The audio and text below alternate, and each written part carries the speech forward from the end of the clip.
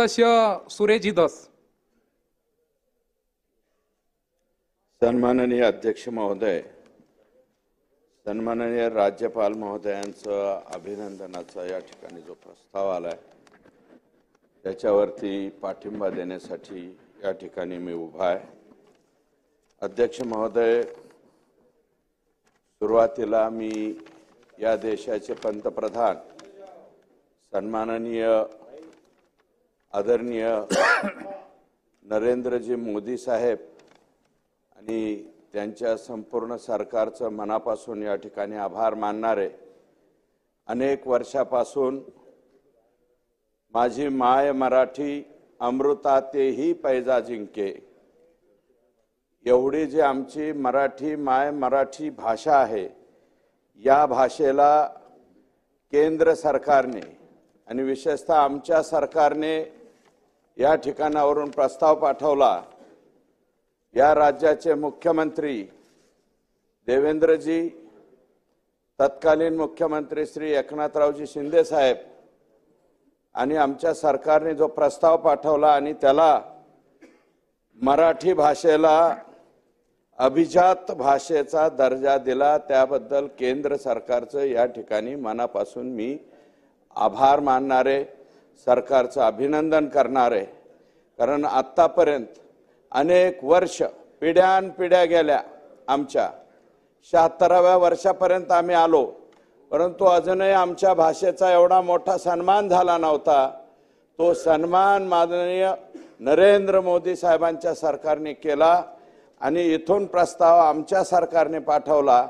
त्याबद्दल आत्ताचे मुख्यमंत्री आणि माजी मुख्यमंत्री आणि आत्ताचे दुसरे उपमुख्यमंत्री अजितदादा यांचं मी मनापासून या ठिकाणी अभिनंदन करणारे अध्यक्ष महोदय। आणि अध्यक्ष महोदय, परंतु न्यायालय, जात पडताळणी समित्यांचं कामकाज, त्यांचे आदेश निर्णय हे मराठीतूनच व्हावेत, अशा प्रकारची सुद्धा या ठिकाणी अपेक्षा मी शासनाकडून व्यक्त करतो। आणि अध्यक्ष महोदय, आता ते इथं सभागृहात उपस्थित नाहीत, ज्येष्ठ सदस्य आहेत, मी त्यांचा आदर करतो, भास्कररावजी जाधव साहेबांचा, परंतु ते बोलत असताना ज्याच्या हाती ससा तो पुढच्या एका जमातीचा उल्लेख केला गेला आहे। सभापती महोदय, माझं मत आहे, आपण 21व्या शतकाकडे चाललेलो आहोत। जातपात धर्मपंथ न मानणारी आपली संस्कृती आहे। आम्ही छत्रपती शाहूराजांचं नाव घेतोय, छत्र राजमाता जिजाऊ साहेबांचं नाव घेतोय, फुलेंचं नाव घेतोय, आंबेडकर साहेबांचं नाव घेतोय। आणि या सभागृहामध्ये जर एखाद्या जातीचा उल्लेख, जमातीचा उल्लेख ते असा करत असतील, तो वाक्प्रचार असेल, एखादी म्हण असेल, सहज बोलताना झालेली असेल, परंतु ज्याच्या हाती ससा तो पारधी समाज सुद्धा एक जमात आहे सभापती महोदय, तिला सुद्धा एक नाव आहे, शेड्यूल ट्राइब मध्ये आहे। मला असं वाटतं किमान या सभागृहामध्ये तरी एखाद्या जमातीचा उल्लेख अशा प्रकारे होऊ नये, अशा प्रकारची माझी विनंती आहे। हा जो शब्द आहे तो सदस्य कंटिन्यू करू द्या, काय हरकत, हा बोलू द्या त्यांना, मी उत्तर देतो। महोदय, सन्माननीय सदस्य दस साहेब राज्यपालांच्या अभिभाषणात बोलतायत, त्याच्या माझ्या हरकत नाहीये, परंतु मराठीमध्ये एक वाक्प्रचार आहे की ज्याच्या हाती ससा तो पारधी। याचा अर्थ ते कुठच्या जमातीवर बोलले नाही, त्याने तो वाक्प्रचार बोलून दाखवला। त्यामुळे ते जे आता म्हणतायत की एका जमातीचा उल्लेख केला, हा चुकीचा आहे, त्यामुळे पटलावर नाही, आपण काढून टाका। ठेवा, माझं काय म्हणणं नाही, शिवसेना उभाटा गटाचं म्हणणं असेल ते वाक्य ठेवावं तर ठेवावं। माझं म्हणणं असं आहे, भारतीय जनता पार्टीचा सदस्य म्हणून माझं मत असं आहे, एखाद्या जमातीचा उल्लेख करू नये, हे माझं ठाम मत आहे। मी त्या शेड्यूल ट्राइब कमिटीचा अध्यक्ष राहिलेलो आहे सभापती महोदय, आणि जमात आहे, पारधी हे समाज एक जमात आहे, त्या जमातीच्या बाबतीत असा उल्लेख होऊ नये असं माझं मत आहे। गरीब समाज आहे, जमात गरीब आहे। इंग्रजांनी सभापती महोदय, इंग्रजांनी गुन्हेगार ठरवलेली ही जमात माननीय मुख्यमंत्री देवेंद्र फडणवीस साहेबांनी त्यांच्याकडे गृह खाता असताना हे वाक्य काढून टाकलंय सभापती महोदय. त्याच्यावरचा गुन्हेगारीचा जो ठपका होता तो ठपका सुद्धा काढून टाकलेला आहे सभापती महोदय. जर सुनील प्रभू साहेबांचं मत असेल की तो वाक्यप्रचार चालवत ठेवला पाहिजे, माझं मत आहे ठामपणे की किमान या सभागृहामध्ये ते वाक्य वापरू नये. या सभागृहामध्ये ते वाक्य वापरू नये. मी हे जबाबदारीने बोलतो. फुले शाहू आंबेडकरांचा वारसा सांगणार हे राज्य आहे सभापती महोदय. फुले शाहू आंबेडकरांचा वारसा सांगणार हे सभागृह हा महाराष्ट्र आहे. फुले शाहू आंबेडकरांचा हा महाराष्ट्र आहे आणि या राज्यामध्ये पुरोगामी राज्यामध्ये हा शब्द वापरू नये हे ठामपणे मी या ठिकाणी मी सांगतो. बाहेर सभागृहाच्या बाहेर किंवा कुठेही जरी हे वाक्प्रचार होत असेल तर त्याच्याबद्दल माझं मत नाही, परंतु हे सर्वोच्च मंदिर आहे, हे आमचं मंदिर आहे सभापती महोदय. या मंदिरामध्ये एखाद्या जमातीचा उल्लेख असा व्हावा असं मला वाटत नाही. हे माझं मत आहे. त्यांचं जे मत असेल ते त्यांनी वापरावं अशा प्रकारचं माझं मत आहे. आणि सभापती महोदय मला संरक्षण द्या. सुनील प्रभू साहेब हे अतिशय ज्येष्ठ सदस्य आहेत. ज्येष्ठ सदस्यांनी खाली बसून बोलावं ही माझी अपेक्षा नाही त्यांच्याकडनं. जर माझी काय हरकत असेल तर मी खाली बसतो, त्यांनी बोलावं. परंतु माझं मत आहे सभापती अध्यक्ष महोदय, सॉरी मी सभापती येईल कारण 6 वर्ष प्रभू साहेब वरती होतो, तुम्ही बी होते मला मत द्यायला त्यावेळेस बरं का, त्याच्याबद्दल माझं काय मत नाही. सभापती महोदय या ठिकाणी अध्यक्ष महोदय, प्रधानमंत्री आवास योजनेच्या बाबतीमध्ये सरकारचं मी अभिनंदन करणार आहे की PMAY आता 3 लाख 5 लाखावरती नेली आणि ग्रामीणची सुद्धा 1,60,000वरून 2 लाखावरती नेली. हा निर्णय सरकारने शेवटच्या काही कालावधीमध्ये घेतलेला आहे, तो अतिशय चांगला आहे. त्याच्याबद्दल मी सरकारचं या ठिकाणी अभिनंदन करणार आहे. आणि सभापती महोदय 3,63,154 घरकुलं या ठिकाणी मंजूर केलेली आहे, त्याच्याबद्दलही अभिनंदन करणार आहे. अध्यक्ष महोदय एकच विनंती आहे की 18,000 रुपये दलिताचं घरकुल असो किंवा ओपनचं असो, मनरेगामध्ये 18,000 रुपयाचं मस्टरद्वारे पेमेंट काढलं जाते. अध्यक्ष महोदय किमान लाभार्थ्याला ही रक्कम जी आहे, कारण दलित समाजाच्या माणसाच्या गरीब माणसाला त्याला मस्टरला भरायला माणसं भेटत नाहीत आणि ज्यांची नावं टाकली कदाचित ते पैसे बी परत देत नाहीत. काही जणांना विचारलं का, तर ते म्हणतात मोदींचे पैसे आले म्हणून त्याला पैसे देत नाहीत. त्याच्यामुळे हे 18,000 रुपयाची रक्कम डायरेक्ट त्या दीन दलित दुबळ्याच्या अकाउंटमध्ये द्यावी अशा प्रकारची मागणी या ठिकाणी सरकारकडे करणार आहे. सभापती अध्यक्ष महोदय, पुणे ते छत्रपती संभाजीनगर नवीन 6 पदरी ग्रीनफील्ड द्रुतगती मार्ग या ठिकाणी करण्यास मान्यता दिलेली. सभापती महोदय, अध्यक्ष महोदय, याची आवश्यकता आहे कारण वाघोली, शिक्रापूर, रांजणगाव प्रचंड प्रमाणात ट्रॅफिक जाम होते अध्यक्ष महोदय. आणि शिक्रापूरवरून तळेगाव दाभाड्याला आम्ही जातो, त्याच मार्गे जातो. अध्यक्ष महोदय, जवळपास अर्ध्या राज्याची ट्रॅफिक तिथून जाते, अडचण आहे. हा मार्ग लवकरात लवकर सुरू व्हावा अशा प्रकारची एक या ठिकाणी विनंती मी करणार आहे. अध्यक्ष महोदय, आमच्या सरकारनं जवळपास 25,21,000 मी राज्याचे मुख्यमंत्री आणि तत्कालीन जलसंपदा मंत्री यांचं अभिनंदन करणार आहे. अध्यक्ष महोदय, 25,21,000 हेक्टर सिंचन क्षमतेच्या 167 सिंचन प्रकल्पांना प्रशासकीय मान्यता अध्यक्ष महोदय या ठिकाणी दिली.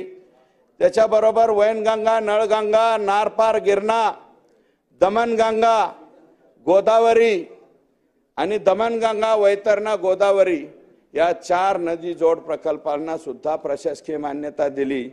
4,33,000 हेक्टरचं क्षेत्र सिंचनाखाली येणारे.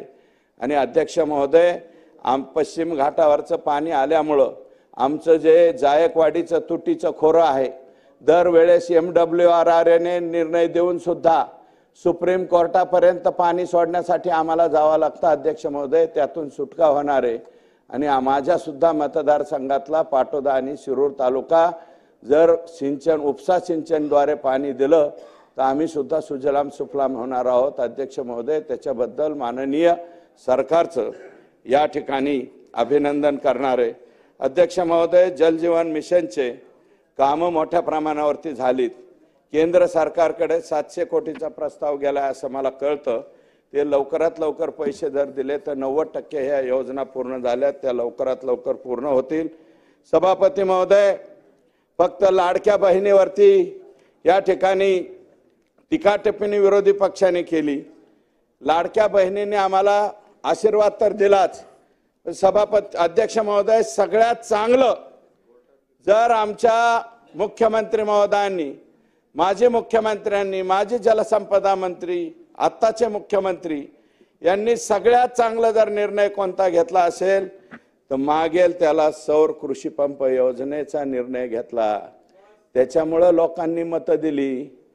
अध्यक्ष महोदय, केंद्र सरकारचं फक्त कुसुम योजना होती, या कुसुम योजनेला मुख्यमंत्री सौर कृषी पंप योजना जोडल्यामुळं अध्यक्ष महोदय 4,05,000 सौर पंप बसवण्यात आलेत आणि राज्यभरामध्ये 1,00,000 मान्यता दिली 4,05,000ला 1,83,000 सौर कृषी पंप बसवण्यात आले अध्यक्ष महोदय। त्याच्यामुळे शेतकऱ्यांनी आमच्या सरकारवरती विश्वास या ठिकाणी दाखवलेला आहे। अध्यक्ष महोदय, ज्या सरकारने 2.0 मध्ये मुख्यमंत्री सौर कृषी वाहिनी 2.0 सुरू केली, त्याच्यामध्ये शेतकऱ्यांना दिवसा वीज पुरवठा करण्यासाठी, आपण सुद्धा शेतकरी आहात अध्यक्ष महोदय, रात्रीचं दार धरणं हे काही सोपं नाही। शहरातले आमचे जे कोणी बांधव आहेत त्यांना माहिती नाही, पण अध्यक्ष महोदय, घोणस, 10 नंबरचा साप, नाग आणि वेगवेगळ्या प्रकारचे सर्पदंश होऊन आमचे किती शेतकरी यमसदनी गेले हे कदाचित इतरांना, समोरच्या बसलेल्या लोकांना माहीत नसतील। हे सगळं किडे मकोडे जे चावतायत त्याच्यामुळं शेतकऱ्याला इजा होते, प्रसंगी त्याचं जीवन संपतंय, त्याच्यातून सुटका होणार आहे। म्हणून लोकांनी विश्वास हा सरकारवरती दाखवलाय, राज्यपालांनी त्याच्यामुळं या ठिकाणी अभिनंदन केलंय आणि माझं सरकार त्याच्यामुळंच या ठिकाणी म्हणलंय। अध्यक्ष महोदय, 35,000 एकर शासकीय आणि खाजगी जमिनीवर जून 2026 पर्यंत 16,000 मेगावॅट क्षमतेचे सौर प्रकल्प उभे करणारे अध्यक्ष महोदय हे सरकार। त्याच्यामुळे दिवसा 12 तास लाईट शेतकऱ्यांना मिळणारे अध्यक्ष महोदय, या सरकारने सगळ्यात चांगला निर्णय माननीय मुख्यमंत्री एकनाथराव शिंदे साहेब असताना आणि माननीय तत्कालीन उपमुख्यमंत्री देवेंद्रजी यांच्याकडेच एनर्जीचं हे म्हणजे ऊर्जेचं खातं होतं अध्यक्ष महोदय। 7.5 HP पर्यंतच्या 7.5 HP पर्यंतच्या मोटराचं वीज बिल माफ केलं आणि मागचं सुद्धा 0 केलं, मिटलं फिटलं। 60 लाख शेतकऱ्यांचं मिटलं फिटलं केलंय, त्याच्यामुळं हे इथं 200-225च्या वरती गेलंय। आणि त्याच्यामुळं सुनील प्रभू साहेब, तुमचं मेरे दिल के टुकड़े 1000 हुए, कोई यहाँ गिरा, कोई वहां गिरा, कोई वहां गिरा, नाही सगळे गिरले ना। त्याच्यामुळं तुमची अडचण त्या ठिकाणी झाली, मेरे दिल के टुकड़े अशी अवस्था तुमची झालेली आहे, आमची नाही। 46 लाख शेतकऱ्यांना याचा लाभ झाला अध्यक्ष महोदय, इरिगेशन मिनिस्टर आत्ताचे मुख्यमंत्री असताना प्रधानमंत्री कृषी सिंचन योजनेचे पाणलोट क्षेत्र विकास घटक 2.0 राबवले। त्याच्यामध्ये 5,65,000 हेक्टर इतक्या क्षेत्राचा समावेश असून 1,335 कोटी रुपये इतका खर्च होणार आहे आणि ते हे सरकार करणार आहे। त्याच्यामुळे सुनील प्रभू साहेबांनी अतिशय शांतपणे आमचं ऐकून घ्यावं अशा प्रकारची विनम्र विनंती त्यांना आहे। अध्यक्ष महोदय, शेतकरी राजाने याच्यामुळे आम्हाला मत दिलेली आहेत. हे सगळं शेतकऱ्यांना कळलंय की यांनी बिल शून्य केलं. मागेल त्याला सौर पंप देते, दिवसा 12 तास लाईट माझ्या शेतकऱ्याला मिळणार आहे, मला मिळणार आहे. रात्रीचा कुठलाही सर्पदंश माझ्या शेतकऱ्याला होणार नाही. आणि त्याला 5 लाखापर्यंतची रक्कम देऊनही ते भागत नाही. 5 लाखावरती माणसाची किंमत होऊ शकत नाही. अध्यक्ष महोदय, त्याच्यासाठी ह्या चांगल्या योजना आणल्या म्हणून आम्हाला लोकांना या ठिकाणी दिले. नुसती लाडकी बहीण नाही, हे सगळं दिलं अध्यक्ष महोदय. त्याचबरोबर कापूस आणि सोयाबीनला 2023 साठी 67 लाखांपेक्षा जास्त शेतकऱ्यांच्या बँक खात्यामध्ये 2500 कोटी रुपये गेलेत अध्यक्ष महोदय. हे फक्त लाडक्या बहिणीवरच बोलत राहिले, बाकीचं कुठे ह्यांना मिळच लागला नाही, त्याच्यावर ही बोललीच नाही. त्याच्यामुळे लोकांनी ह्यांचं ऐकलंच नाही आणि पूर्ण लोकांनी बहुमत जे आहे ते इकडं दिलं. त्याच्यामुळे अध्यक्ष महोदय, या खूप 67 लाख शेतकऱ्यांना इथं 2500 कोटी रुपये. अहो प्रभू साहेब, आमच्या शेतकऱ्यांच्या काही जणांच्या 4-4, 5-5 जर खाते असले ना तर 60-60 हजार, 55 हजार, 70 हजार एका घरात गेलेत. सांगत नाहीत लोक बरोबर काम दाखवित असतात. आणि मस्तपैकी काम दाखवलं. डायरेक्ट 225. इतिहासात एवढं बहुमत कधीच या महाराष्ट्राने दिलं नव्हतं, ते यावेळेस दिलं. म्हणून आता हे कशातच काय व्हायना म्हणून काय दाखवले, मार्कडवाडी. अरे ज्यावेळेस 31 सीट तुमचे लोकसभेला आले त्यावेळेस तुम्ही का म्हणले नाही, हमने अमेरिका से हैकर लाए थे और ये ईवीएम का ऐसा घोटाला किया, इसकी वजह से हमारा 31 आया और इनका 17चा आया, असं का म्हणले नाही त्यावेळेस. आता काय हे लोक ईव्हीएम कडे घेऊन जात आहेत. अरे नरेटिव्ह काहीतरी पसरायचा म्हणून हा प्रयत्न यांचा या ठिकाणी चाललेला आहे. अध्यक्ष महोदय, प्रधानमंत्री किसान सन्मान निधी योजना आहे. लोक डायरेक्ट बोलतात या देशामध्ये अध्यक्ष महोदय, इंदिरा गांधी यांच्या नंतर डायरेक्ट लोकांच्या मध्ये कोणता पंतप्रधान प्रसिद्ध झाला असेल तर त्याचं एकमेव नाव नरेंद्र मोदी साहेब आहेत. अध्यक्ष महोदय, याचे त्याचे पैसे म्हणत नाहीत, डायरेक्ट नरेंद्र मोदीचे पैसे आले असं कोण म्हणतोय? ज्याच्या नावावर जमीन आहे. म्हातारी सन्माननीय सदस्य कन्क्लूड करा. संपवतो. 3 मिनिटं द्या, 2 मिनिटात संपवतो अध्यक्ष महोदय, काही अडचण नाही. अध्यक्ष महोदय, अहो संख्या भरपूर आहे ना अध्यक्ष महोदय. 134-32 आहेत आम्ही, 137 झालोत आम्ही. 137 मध्ये आम्हाला किती देणार? सुनील प्रभूंना किती देणार? त्यांचं तर एका छोट्या बसमध्ये बसेल एवढंच झालंय. आमचं बघा ना राव, 2-3 बस लागतील आम्हाला जर बसवायचं म्हणलं तर. अध्यक्ष महोदय, टीकेचा विषय सोडून द्या, परंतु अध्यक्ष महोदय, मोदींचे पैसे आले आणि कौटुंबिक वाद सुद्धा मिटले. सुनबाई जे बांडे बिंडे आपटायची ती आता गरज राहील नाही. म्हातारेला टुंग वाजलं की म्हातारा नीट बँकेत जाते, माल काढते, दवाखान्याचे गोळ्या औषध सगळं जिथले तिथं भागायला लागलंय. त्याच्यामुळं म्हातारा माणूस गेलं की डायरेक्ट नरेंद्र मोदीच बटन दाबते. कमळ कुठे आहे म्हणते, इकडं तिकडं बघतच. अध्यक्ष महोदय, त्याच्यामुळं अध्यक्ष महोदय, नमो शेतकरी महासन्मान निधी योजना राज्याने काढली. अध्यक्ष महोदय, जेवढं केंद्र सरकार पैसे देते, अकोल्याला मला वाटतं यवतमाळला का अकोल्याला देशाचे पंतप्रधान येऊन इथं मुख्यमंत्री एकनाथराव शिंदे साहेब असताना त्यांनी इथून डायरेक्ट एका क्लिक वरती या राज्यातल्या सगळ्या शेतकऱ्याच्या अकाउंटवरती पैसे पाठवले. अध्यक्ष महोदय, त्याच्यामुळं आम्हाला या ठिकाणी हे झालंय. अध्यक्ष महोदय, पीक विमा 1 रुपयात भरण्याचा निर्णय आमच्या सरकारने केला. फक्त एकच विनंती आहे, बीड जिल्ह्यामध्ये, धाराशिव जिल्ह्यामध्ये, नांदेड, हिंगोली आमच्या जिल्ह्यामध्ये 2023चा विमा अजून शेतकऱ्यांच्या नावावर आलेला नाही. आणि या 1 रुपयाचा फायदा सुद्धा काही लोकांनी घेतलाय. अध्यक्ष महोदय, सरकारच्या गायरान जमिनीवर बी विमा भरलाय, देवस्थानाच्या जमिनीवर बी विमा भरलाय आणि वन खात्याच्या जमिनीवर बी विमा भरलाय. हे जे गोड गंबाले ह्याचा सुद्धा तपास लागला पाहिजे असं आमचं मत आहे. हे पैसे आमचे शेतकऱ्यांच्या अकाउंटवरती आलेले नाही. अध्यक्ष महोदय, आता सरकारचं मी आभार मानणार आहे, केंद्र सरकारने 4,892 रुपयाने सोयाबीनची खरेदी चालू केली अध्यक्ष महोदय. कापसाची सुद्धा CCFने खरेदी चालू केली अध्यक्ष महोदय. 10,20,296 क्विंटल सोयाबीन खरेदी झाली अध्यक्ष महोदय. आणि सरकारने आता 31 पर्यंत मुदत वाढवली. सरकारने 9 क्विंटल ॲव्हरेज होतं ते 21 क्विंटल वरती नेलं. त्याच्याबद्दलही सरकारचं अभिनंदन केलं पाहिजे. आणि अध्यक्ष महोदय, पेरुग्वे, अमेरिका, ब्राझील आणि अर्जेंटिना या 4 देशामध्ये 3,000 रुपयांनी त्या ठिकाणी सोयाबीन मिळते. आता शेतकऱ्यांनी गैरसमज न ठेवता 4,892 हा चांगला दर राहिलाय.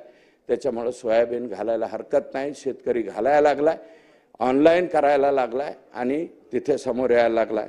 कापसाचे सुद्धा नुकसानीचे पैसे मिळाले अध्यक्ष महोदय. संपवतो अध्यक्ष महोदय. कायम अनुदानित शिक्षणाच्या बाबतीत दिव्यांगाचे प्रशिक्षण केंद्र असतील अध्यक्ष महोदय, आमच्या आदिवासींच्या आश्रमशाळा असतील, व्ही रमणी पॅटर्न चालू करावं. जो कोणी या राज्याचा शिक्षण मंत्री होईल त्या शिक्षण मंत्र्याला माझी विनंती राहील, अध्यक्ष महोदय, तुम्ही आमच्या शेजारचेच आहात, म्हणजे आमच्याच विभागातले आहात. व्ही रमणी नावाचे जे कमिशनर होते त्यांनी 2001 ते 2005 पर्यंत व्ही रमणी पॅटर्न राबवला होता. आपल्या विभागाची गुणवत्ता 30% 68% गेलती.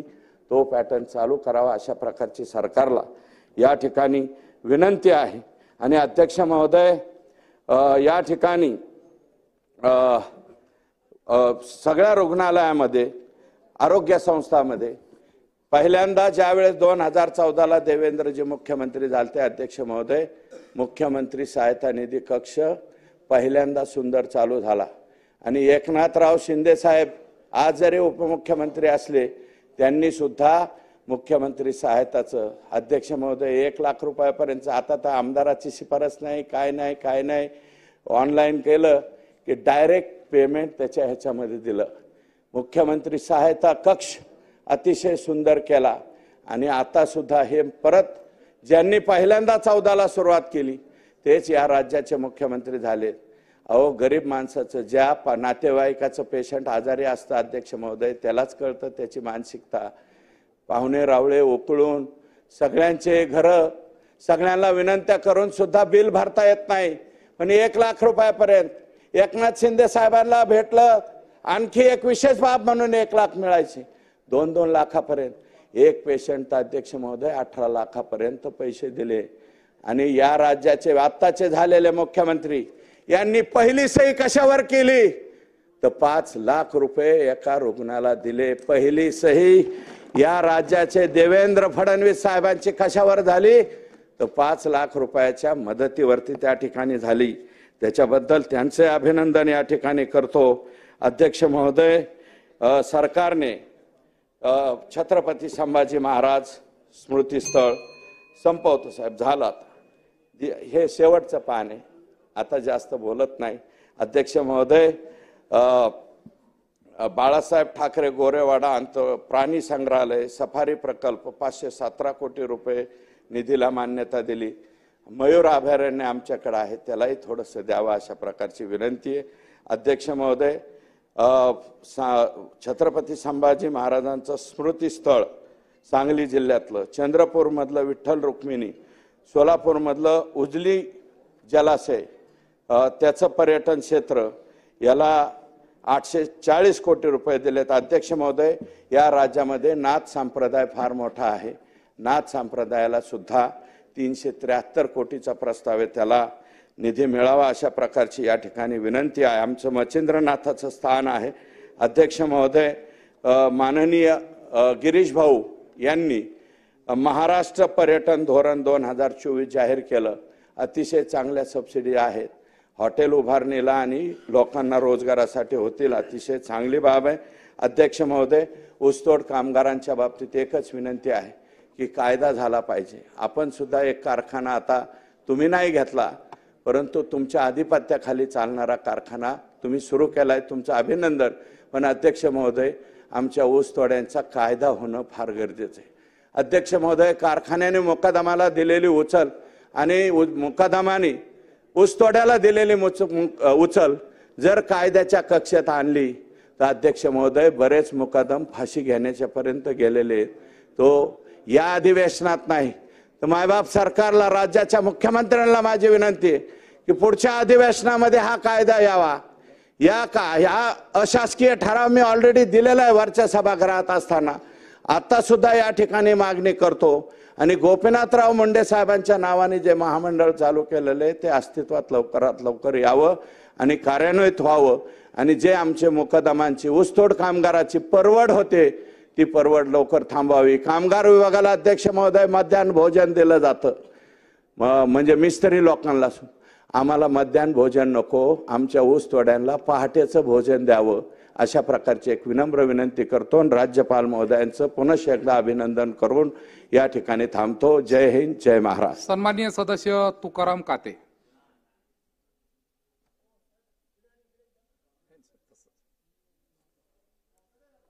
अध्यक्ष महोदय, महामहिम राज्यपाल महोदयांच्या अभिभाषणाला समर्थन. तसंच घेतलंय सर. बोला बोला. अरे सुनील प्रभू, प्रत्येक गोष्टी तक्रार झाली आहे. अरे बोलू दे ना यार. मी त्यांच्याशी बोलतोय, तुमच्याशी नाही बोलत आहे. मी तुमच्याशी नाही, मी अध्यक्षांशी बोलतोय, तुमच्याशी नाही बोलत आहे. सन्माननीय सदस्य सुरू करा. बोलत नाहीये. समोर बोला. बोला सदस्य. अध्यक्ष महोदय, महामहिम राज्यपाल महोदयांच्या अभिभाषणाला समर्थन करण्यास मी उभा आहे. बसा, जे सदस्य रंजळे खाली बसा. गांजळे त्याची म्हणे जो सदस्य खाली आपले, बसा. अध्यक्षांशी बोलतोय. तोची साधू ओळखावा, देव तेची जाणावा. सुनील प्रभू थांबा. या जगद्गुरु संत तुकाराम महाराजांच्या अभंग वाणीनुसार महायुतीचे सरकार कार्य करीत आहे. सर्वसामान्य जनतेला, कष्टकरी, शेतकरी, कामगार यांच्या विकासाला गती देणारे, तरुणांना रोजगार देणारे, मुलींना मोफत शिक्षण व संरक्षण देणारे, महिला सक्षमीकरण, मुख्यमंत्री लाडकी बहीण योजना यशस्वी राबणारे आपल्या महाराष्ट्र शासनाचे 3 त्रिमूर्ती माननीय मुख्यमंत्री देवेंद्र फडणवीस, माननीय उपमुख्यमंत्री एकनाथजी शिंदे, माननीय अजितदादा यांनी घेतलेले ऐतिहासिक निर्णय व करण्यात आलेल्या विकास कामामुळे, मुळे नाही तर विकास कामामुळेच महायुतीचे सरकार प्रचंड बहुमताने स्थापन झालेले आहे. आमच्यासारखे सर्वसामान्य कामगारांचा मुलगा जनतेने निवडून दिले त्याबद्दल मतदारांचे आभार.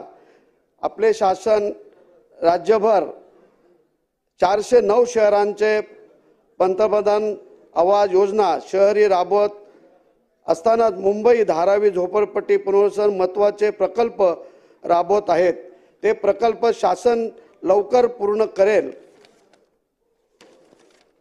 माननीय आज आम्ही अध्यक्ष महोदय मुंबई सारख्या नगरीमध्ये आम्ही निवडून येतोय. माननीय हिंदू हृदय सम्राट बाळासाहेब ठाकरे यांनी मुंबईची झोपडपट्टी मुक्त करण्यासाठी 40 लाख झोपडपट्टीवाल्या वासियांना मोफत झोपडपट्टी देण्यासाठी घोषणा केली होती. परंतु आजपर्यंत झोपडपट्टी काय मुंबईतून गेल्या नाहीत, अशाच राहिल्या. त्याचं कारण आहे की मुंबईसारख्या नगरीमध्ये जे बिल्डर आलेले आहेत अशा ह्या बिल्डरनी ह्या झोपडपट्टीवाल्यांना रखडवलेलं आहे. अध्यक्ष महोदय, प्रभू रामचंद्राने 14 वर्ष वनवास केलाय. आमच्या चेंबूरमध्ये एक मारवाडी चाळ आहे. या मारवाडी चाळीमध्ये 14 वर्ष तिथले रहिवासी बाहेर आहेत. 14 वर्ष ते देशोधडीला लागलेले आहेत. परंतु तिथला जो बिल्डर आहे संजय असराणी, सफल बिल्डर, यांनी काय त्यांच्याकडे बघितलंच नाही. अशीच झोपडपट्टी खाली करून ठेवलेली आहे.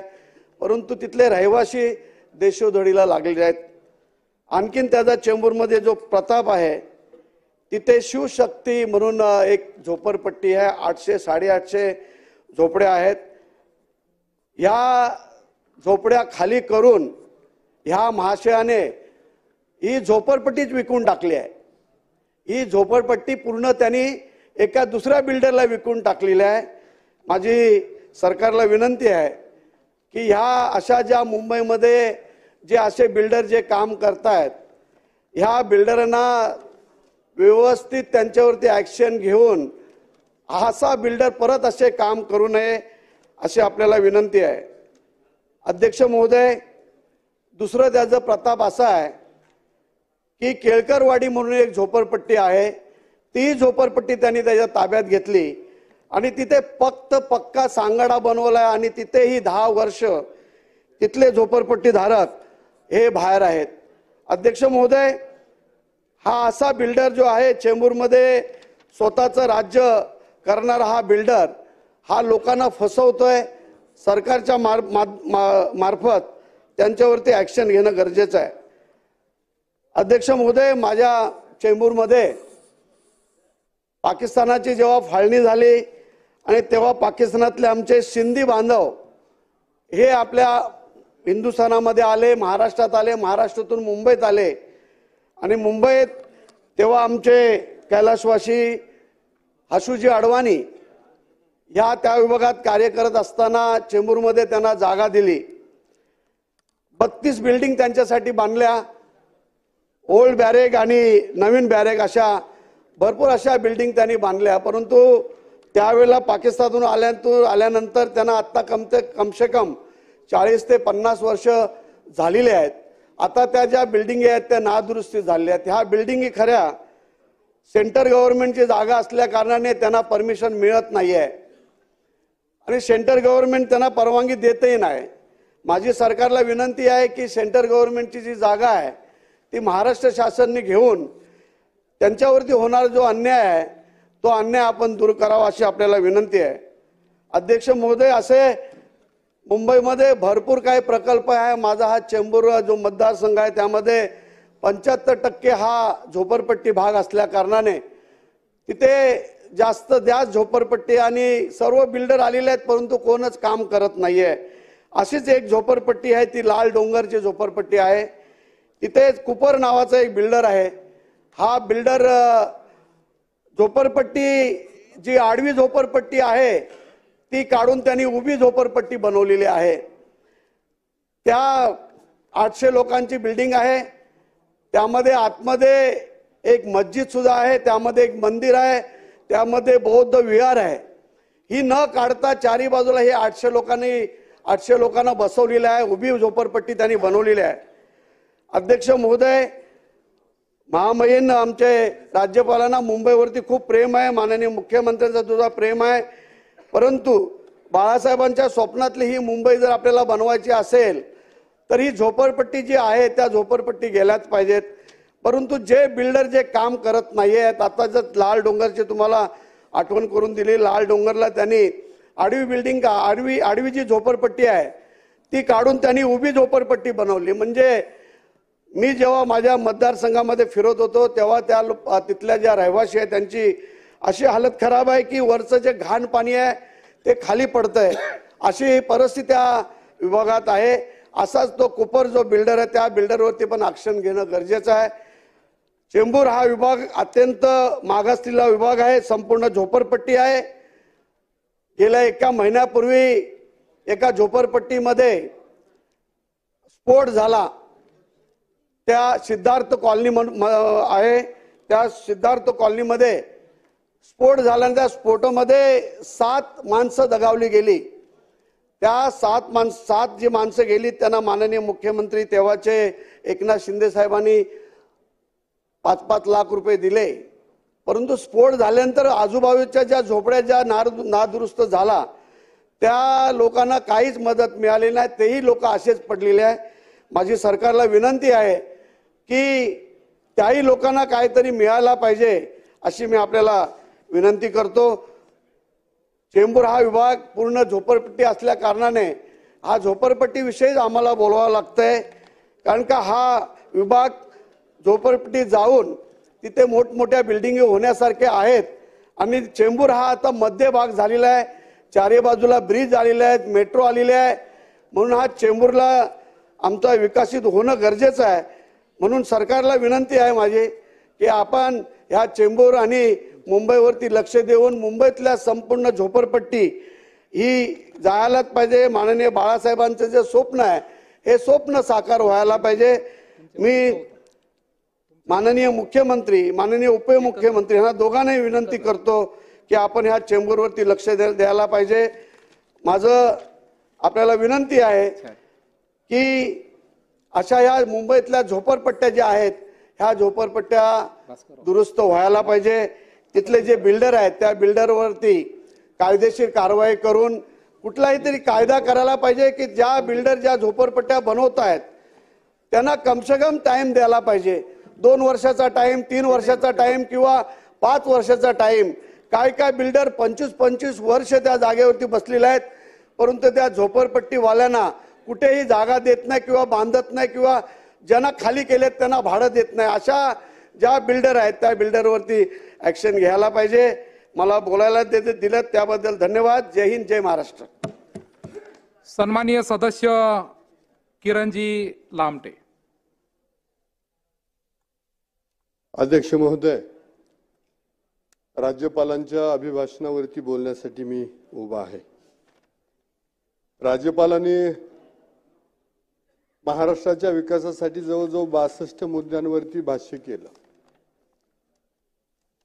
जेणेकरून ग्रामीण महाराष्ट्र, शहरी महाराष्ट्र या सगळ्यांमध्ये सर्वदृष्ट्या सुधारणा झाल्या पाहिजे. महाराष्ट्र जर अग्रगण्य राष्ट्र तर आहेच, प्रगतशील राष्ट्र आहे, पण प्रगतीच्या दृष्टीनं जिल्हा परिषदाच्या शाळा असतील किंवा नगरपालिकांच्या शाळा असतील त्या शाळांकडनं विशेष लक्ष दिलं पाहिजे. त्या शिक्षणाची गुणवत्ता वाढली पाहिजे. त्याचबरोबर शाळांमध्ये पुरेसे शिक्षक, पुरेसा स्टाफ पाहिजे आणि कन्स्ट्रक्टिव्ह दृष्ट्या पाहिलं तरी इमारती सुसज्ज पाहिजे, डिजिटल स्कूल झाल्या पाहिजे. ह्या दृष्ट्यातनं महाराष्ट्र सरकारनं ह्या भविष्यात काम केलं पाहिजे. त्याचबरोबर जे माध्यमिक विद्यालय असतील त्यांच्याकडे, कॉलेज असतील त्यांच्याकडे पण लक्ष दिलं पाहिजे.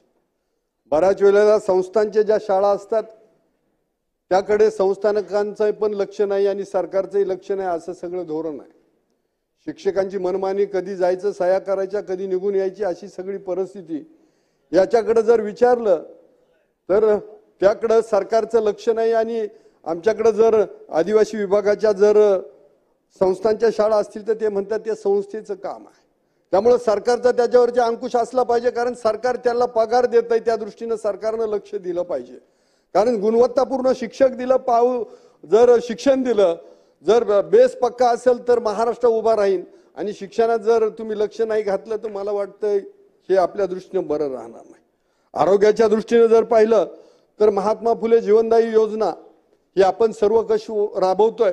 आता मुख्यमंत्री सहाय्यता निधी आपण 5 लाखापर्यंत दिलाय, परंतु त्यासाठी काही ठराविकच हॉस्पिटल त्यामध्ये तुम्ही त्यांना मान्यता दिलेली आहे.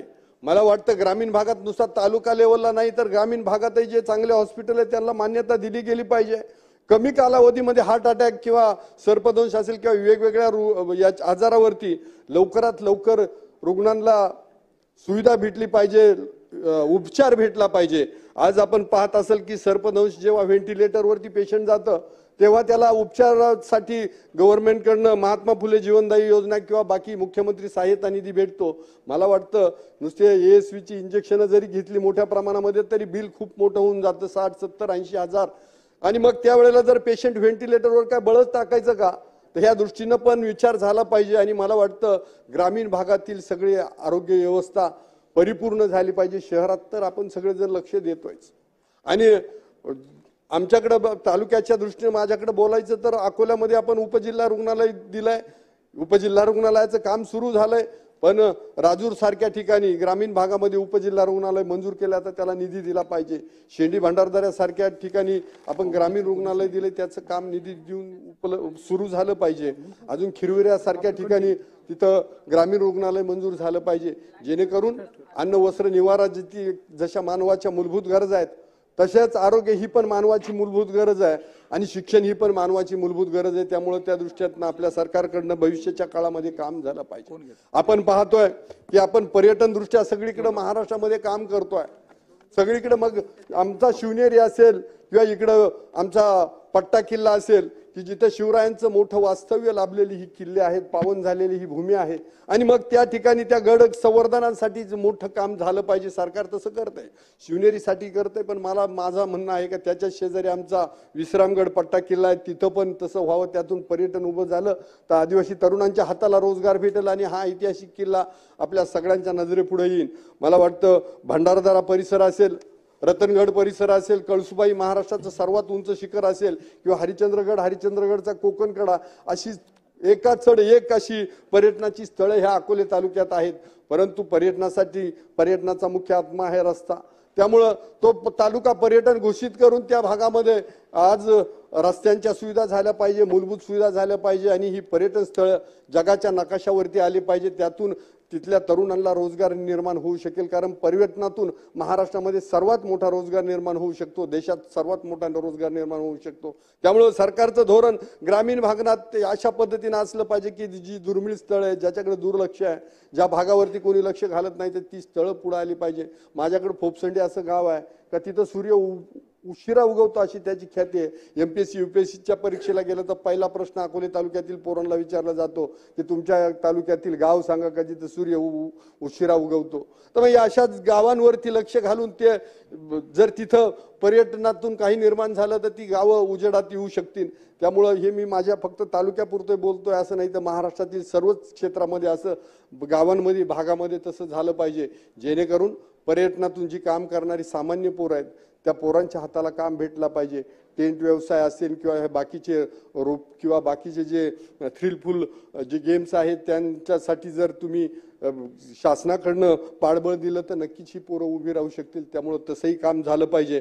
आणि विशेष करून त्या भागामध्ये इको सेन्सिटिव्ह झोन आहे, त्यामुळं तिथं काम करताना, इमारती उभ्या राहताना, हॉटेल उभे करताना खूप मोठ्या अडचणी येत आहेत आणि तिथं व्यवसाय करणाऱ्या पोरांना पण अडचणी येत आहेत.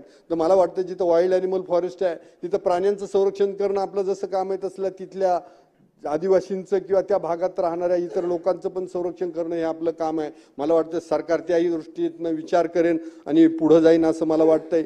जलजीवन मिशनची योजना आतापर्यंत बऱ्याच गावांपर्यंत त्या योजना काम चालू आहे, पण तिथं कामात काही ठिकाणी निकृष्टपणा आहे तर त्याच्यावरती पण लक्ष घातलं गेलं पाहिजे. कारण जिल्हा परिषदेकडे तक्रार केली तर हे खालचे ठेकेदार ऐकत नाही, वरती आपल्या पाणी पुरवठा मंत्र्यांकडनं तक्रार केली तर ते सांगताय की त्यातल्या काही योजना जिल्हा परिषदेकडे, माझ्याकडे काही योजना नाही. अशा तक्रारी मग करायच्या तक्रारी कोणाकडे? त्यामुळं ठेकेदारांचा मुजोरपणा वाढतोय आणि मला वाटते काही वाड्यापाड्या त्यातून वंचित राहिल्यात, काही वस्त्या वंचित राहिल्या, त्याचे प्रस्ताव परत सरकारकडे आलेत. तर त्यामुळं राज्य आणि केंद्राचा हा विषय आहे, पण त्यात लक्ष घालून राज्यातही सरकार आपलंच आहे आणि केंद्रातही सरकार आपलं आहे आणि हे मोठ्या बहुमतातलं सरकार आहे. त्यामुळं मला वाटतं प्रत्येक माणसाला पाणी देणं ही आपलं शेतीचं पाणी पुढची बाब आहे, पण पिण्याचं पाणी प्रत्येकाला भेटणं आणि शुद्ध पाणी भेटणं हे मोदी साहेबांचं स्वप्न आहे. मला वाटतं महाराष्ट्रातल्या आपल्या सगळ्या नेत्यांचं, आमदारांचं पण स्वप्न आहे. त्यामुळं तसा विचार करावा आणि उर्वरित ज्या योजना राहिल्या त्याला सुधारित प्रशासकीय मान्यता देऊन आपण पुढे गेलं पाहिजे. त्यासाठी सरकारकडनं धोरणं राबवली जातील असं मला खात्री आहे.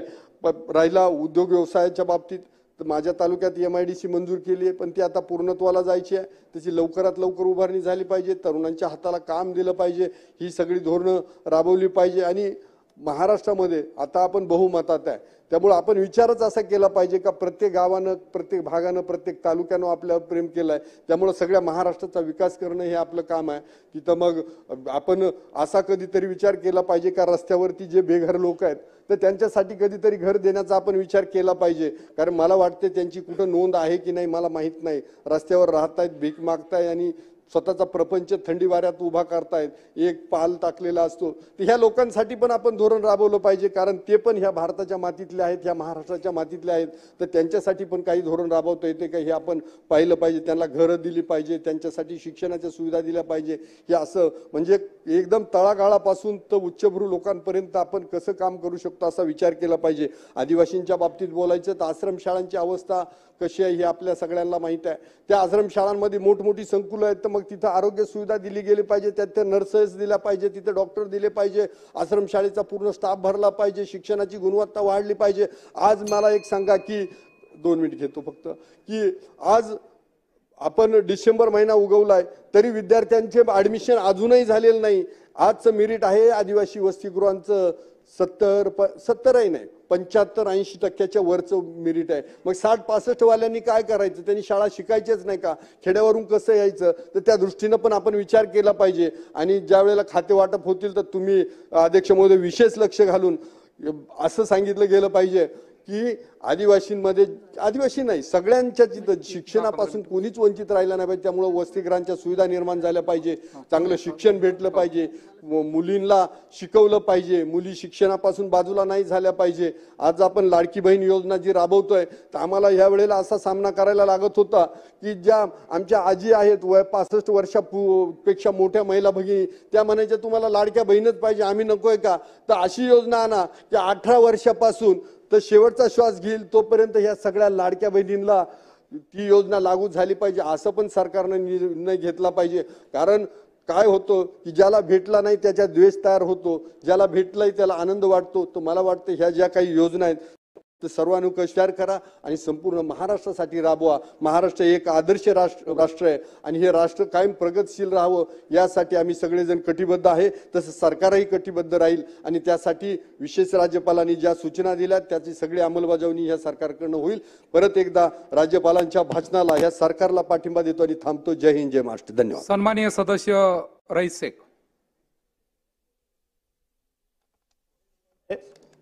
आपने मुझे राज्यपाल जी के अभिभाषण पे अपना मत व्यक्त करने के लिए मौका दिया, इसके लिए मैं आपको धन्यवाद देता हूं। राज्यपाल जी का इतना लंबा भाषण अगर आप पढ़ेंगे तो इस सरकार यानी जो पिछली सरकार थी उसकी उपलब्धियों की वो बात करते हैं। अध्यक्ष महोदय, मैं बहुत बारीकी से पूरा भाषण पढ़ रहा था और महाराष्ट्र जो पिछले कम से कम 50 वर्षों से एफडीआई में लीडर है, इंडस्ट्रियलाइजेशन में लीडर है और एक प्रोग्रेसिव स्टेट है, उस स्टेट का परिचय वो हमको दे रहे हैं कि 2 क्वार्टर में हम एफडीआई में नंबर 1 थे। अध्यक्ष महोदय, मैं विस्तार से कह सकता हूं कि कितनी इंडस्ट्रीज महाराष्ट्र से गुजरात जा चुकी है और बार बार हमने सरकार से यह निवेदन किया है कि आप इस विषय पे व्हाइट पेपर लाओ, लेकिन एक बड़ी बहुमत से ये सरकार आई है। मैं उस विवाद में नहीं पड़ना चाहता, लेकिन अब जो लक्ष्य आपने रखा है कि आप $1 ट्रिलियन की इकोनॉमी 27 या 28 में बनाने वाले हो, इसमें हमारा पूरा सहयोग रहेगा। लेकिन आप पूरे भाषण में देखेंगे तो महाराष्ट्र के छोटे उद्योग, महाराष्ट्र की स्मॉल स्केल इंडस्ट्रीज, हमारी पावरलूम इंडस्ट्री, इसका कोई उल्लेख नहीं है। मैं पूछना चाहता हूं कि इस भाषण में गुजरात का कितना असर है। मैं ये क्यों कह रहा हूं? क्योंकि वो पावरलूम इंडस्ट्री, वो टेक्सटाइल इंडस्ट्री जो एग्रीकल्चर के बाद सबसे बड़ी इंडस्ट्री है, उसका कोई उल्लेख नहीं। अगर उल्लेख भी है तो मॉडर्न इंडस्ट्रीज का है। अध्यक्ष महोदय, आपके माध्यम से आज मैं कुछ विषय रखना चाहूंगा। अध्यक्ष महोदय, पावरलूम इंडस्ट्री लगभग 30 लाख लोगों को महाराष्ट्र में जो है रोजगार देती है और ये वो इंडस्ट्री है जो सीधे सीधे रोजगार से जुड़ी हुई है। ऐसी कोई इंडस्ट्री नहीं है हाईटेक। मैंने देखा कि आपकी इनकी सरकार जो है एंकर इंडस्ट्रीज बता रही है, हाईटेक इंडस्ट्रीज बता रही है, जो आई नहीं यहां पर, जो गुजरात गई और ये रिकॉर्ड पे। पावरलूम इंडस्ट्री के ऊपर पता नहीं क्यों इतना अत्याचार है कि इनकी टेक्सटाइल पॉलिसी में भी एक वर्ड पावरलूम के बारे में नहीं है।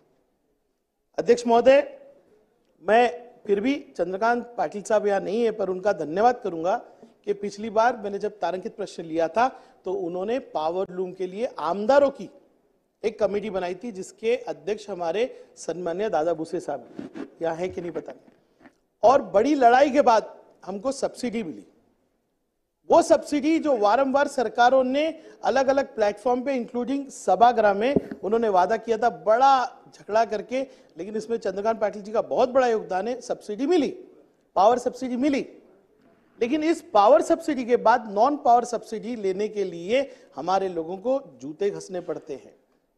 अध्यक्ष महोदय, मैं आपके माध्यम से आज महाराष्ट्र के वो छोटे रोजगार करने वाले लोग, वो छोटी छोटी फैक्ट्रियां जो 20-25 लोगों को एम्प्लॉय करती है, उनकी आवाज बन के खड़ा हुआ हूं और मैं कहूंगा कि आने वाले दिनों में छोटे रोजगारों के बारे में ये सरकार सोचे। बड़े बड़े गुजरात के उद्योगपति तो हमारे यहाँ के मुंबई की आधी लैंड ले लेते हैं, बड़े बड़े उद्योग लगा लेते हैं, लेकिन हमारे जो छोटे उद्योग वाले हैं उनके बारे में सरकार को सोचना चाहिए। अध्यक्ष महोदय, पावर जो है महाराष्ट्र में सबसे एक्सपेंसिव है, और ये बात सही है कि मैं बहुत गौर से भाषण सुन रहा था एक मेरे साथी का, उन्होंने बहुत अच्छे से सरकार के वो सारी योजनाओं को बताया कि जिसकी वजह से लोगों के जेब में पैसा गया और इसका फायदा महायुति को मिला। लेकिन एक आवाज जो सबसे ज्यादा उठ रही है वो ये है कि पावर महाराष्ट्र में सबसे ज्यादा एक्सपेंसिव है। क्यों है, इसका आंसर सरकार ही देख सकती है। अभी कुछ दिन पहले अदानी से एक बड़ा कॉन्ट्रैक्ट हुआ है 25 साल का, मुझे डर है कि पावर और एक्सपेंसिव हो जाएगा। लेकिन राणे साहब, जब पावर एक्सपेंसिव होता है ना तो उसके लिए पैसा भरती है आम जनता, और आज पूरे महाराष्ट्र से एक आवाज उठ रही है कि आप कम से कम 200 यूनिट जो है पावर मुफ्त कीजिए, और जो इंडस्ट्रीज मर रही है उन इंडस्ट्रीज के लिए पावर को सस्ता कीजिए। अध्यक्ष महोदय, ये आवाज जनता की है। आप हमारे भिवंडी शहर में आएंगे अध्यक्ष महोदय, मैंने सन्मान्य देवेंद्र फडणवीस जी को बहुत कैलकुलेशन बताया।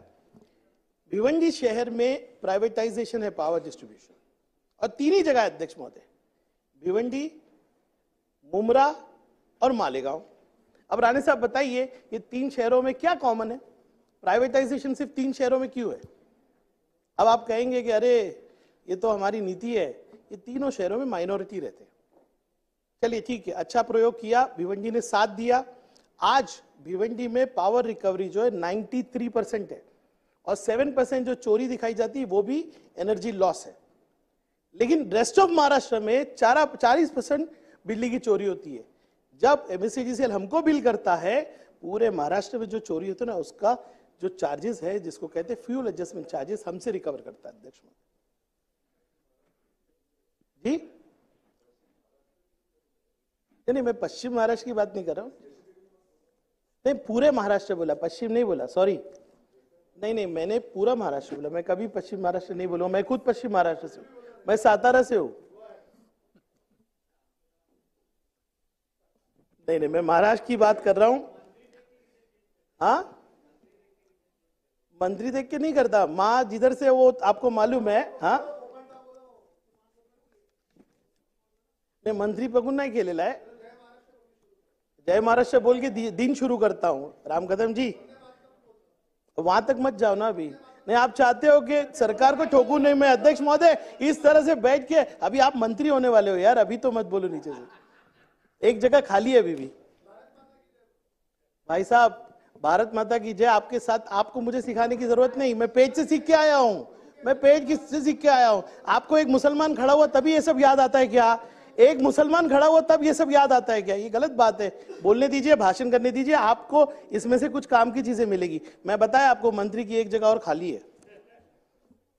आपको बहुत अभी। अध्यक्ष महोदय, मैं कह रहा था कि महाराष्ट्र की जनता ये उम्मीद कर रही है कि 200 यूनिट जो है मुफ्त मिलेगा।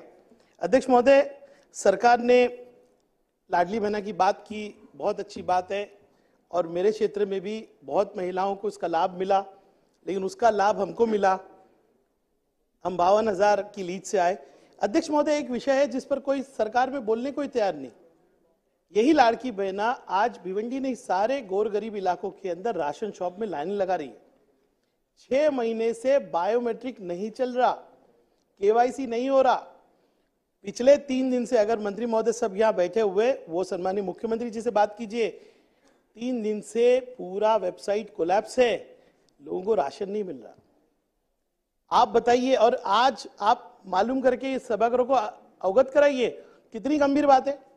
6 महीने से लोग परेशान है। मैं खुद मेरी राशन ऑफिस में गया, 50% से ज्यादा स्टाफ ही नहीं अध्यक्ष।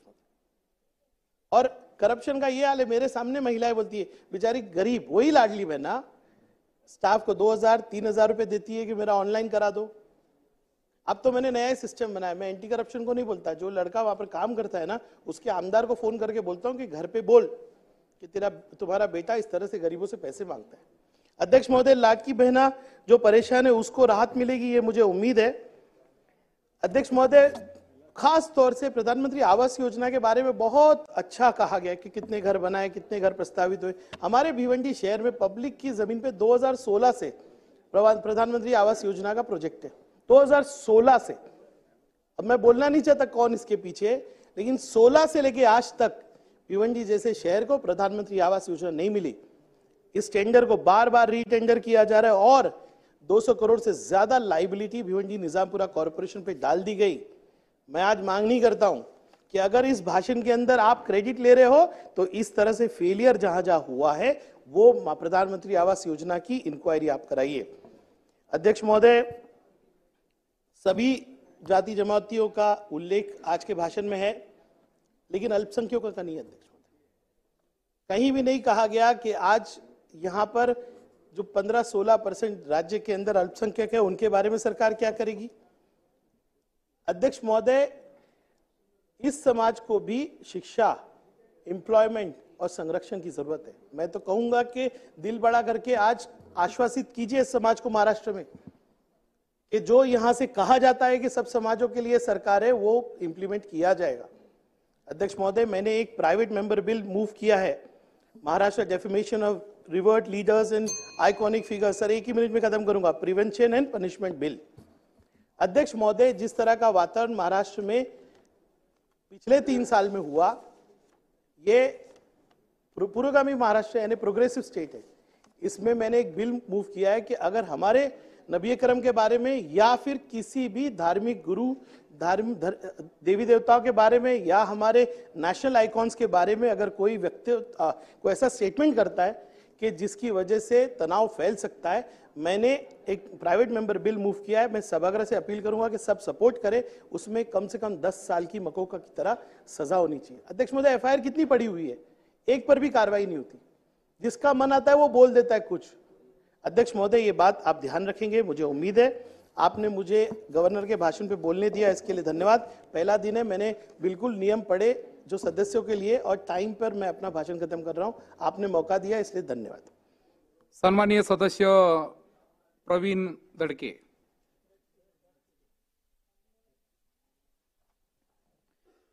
माननीय अध्यक्ष महोदय, मी आपला आभारी आहे की आपण राज्यपालांच्या अभिभाषणावर चर्चा करण्याकरता मला संधी दिली।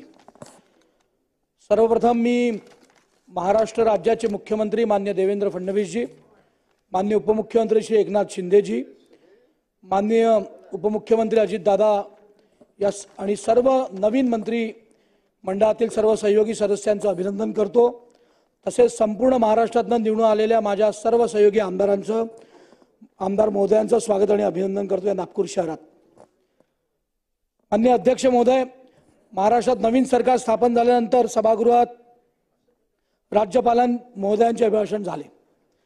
राज्यपाल महोदयांनी आपल्या अभिभाषणात छत्रपती शिवाजी महाराज, परमपूजनीय भारतरत्न डॉक्टर बाबासाहेब आंबेडकर यांचे उच्च आदर्श घेऊन शासन कार्य करण्याचं सांगितलं आहे।